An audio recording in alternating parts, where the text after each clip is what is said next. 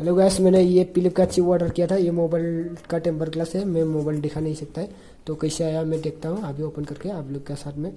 तो गैस शुरू करता हूँ। नुडुंडा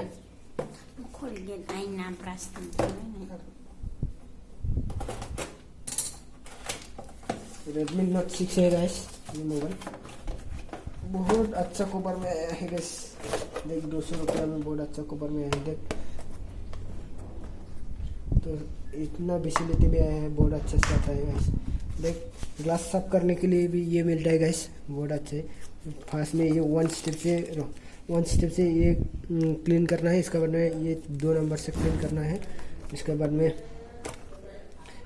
में ये टेम्पर ग्लास इधर में बहुत अच्छा से आता है।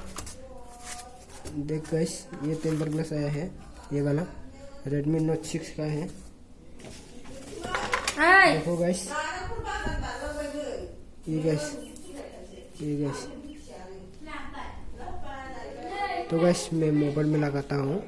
आप लोग को तो मैं मोबाइल नहीं दिखा नहीं सकता है गैस।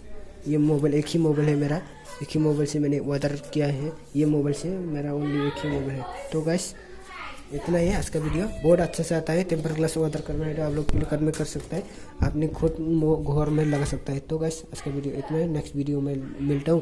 भाई को जरूर सपोर्ट करते रहना, जिंदगी भर आप लोग का साथ में रहेगा। तो गैस आज का वीडियो इतना ही।